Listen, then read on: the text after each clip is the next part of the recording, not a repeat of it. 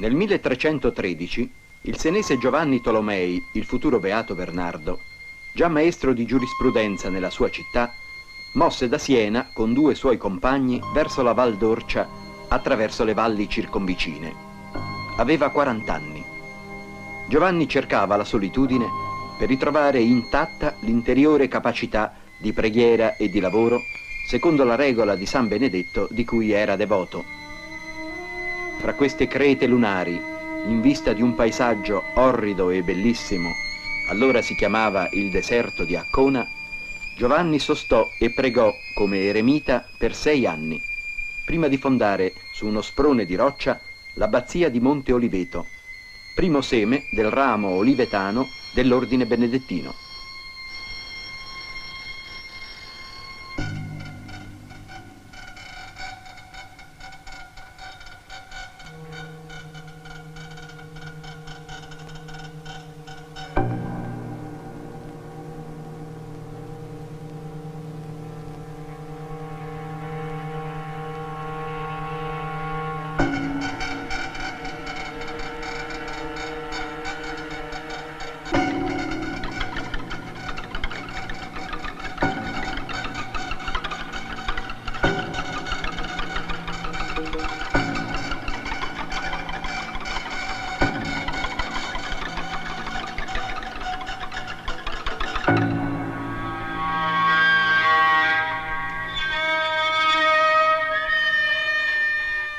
La torre quadrata, con i suoi merli, il ponte levatoio, le edicole con le immagini in terracotta colorata della Madonna di Monte Oliveto e di San Benedetto, è l'avamposto dell'abbazia, eretto sull'unica lingua di terra che ne consenta l'accesso dalla parte d'oriente.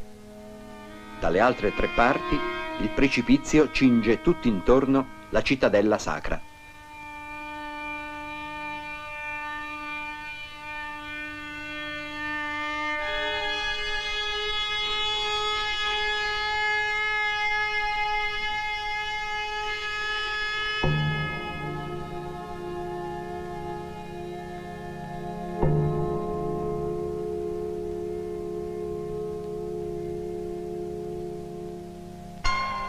Ci si inoltra nel territorio dell'abbazia.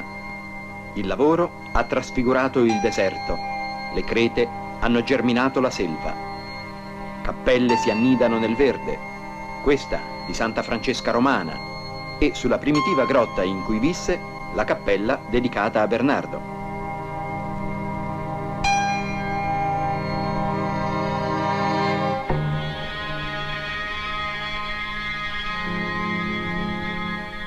Un anno dopo l'inizio ufficiale della congregazione olivetana, posta nel 1319 sotto la regola di San Benedetto, si cominciò a costruire il monastero attuale. Poche istituzioni umane, scrive uno storico, hanno conosciuto tanto odio quanto il monachesimo. Ma piuttosto che giudicare, bisogna comprendere. Quando la vita civile, con le sue risse e le contraddizioni, con la sua perdita del centro, non dà più salvezza all'individuo, la scelta monastica si impone quasi naturale agli spiriti religiosi bisognosi di un'intima e trasfigurata socialità.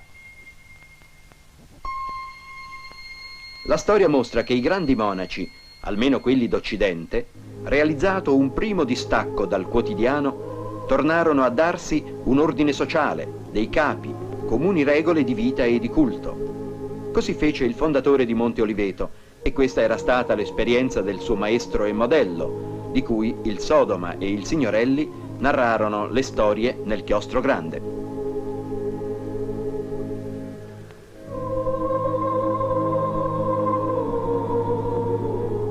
Qui Benedetto lascia con la nutrice la casa paterna di Norcia e va a Roma. Lo salutano la sorella scolastica e i genitori.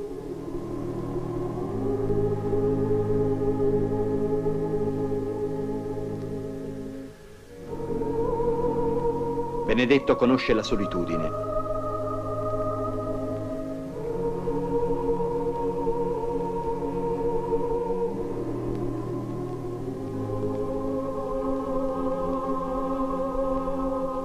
Qui, secondo il racconto di San Gregorio, il monaco romano dà l'abito eremitico a Benedetto. E Benedetto si ritirò in una spelonca ove stette per 3 anni.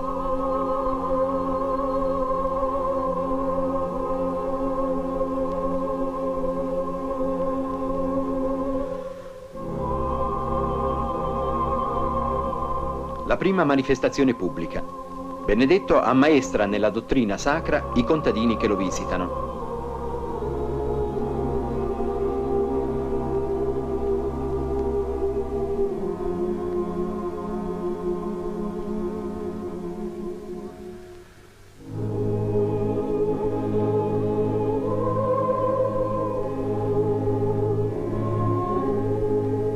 E un giorno, secondo lo storico Gregorio, Benedetto sentì in sé i morsi della tentazione, ma seppe vincerli.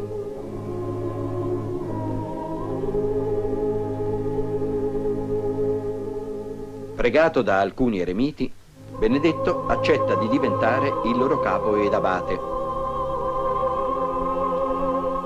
Per sua ispirazione, qui si compie la costruzione di 12 monasteri. Benedetto è già il patriarca del monachesimo d'Occidente.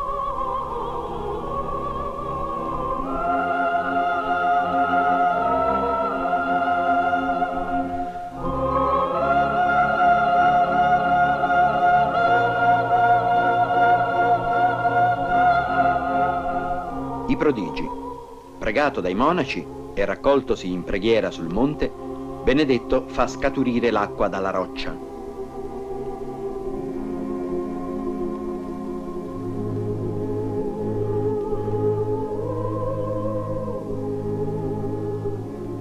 La persecuzione diabolica, ma Benedetto libera dal demonio una pietra che nessuno può sollevare e aiuta a spegnere il fuoco suscitato dal nemico.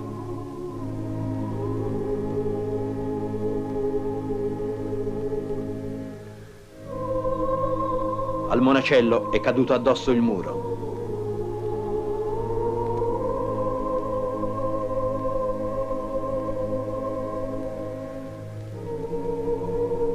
E già comincia il compianto, ma Benedetto lo risuscita.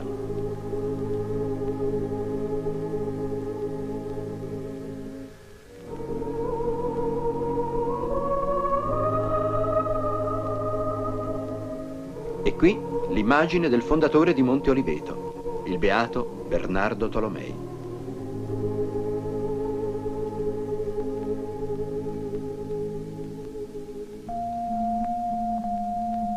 È noto il precetto della regola benedettina, prega e lavora. Meno noto è quest'altro, pronunciato dal santo: lavora, non rattristarti.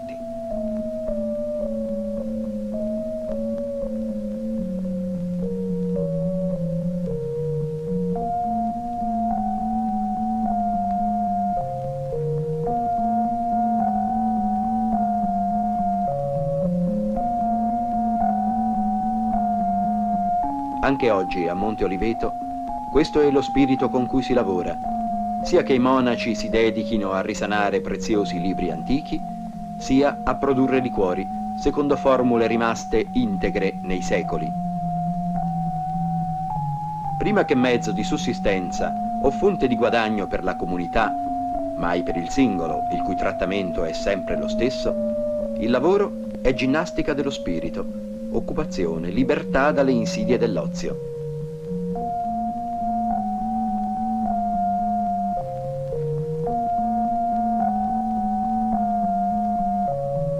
Qui si fabbricano i liquori, selezionando e pesando le erbe, ponendole a fermentare con alcol e zucchero, passandole quindi ai filtri, per poi andare a conservare il prodotto nelle botti.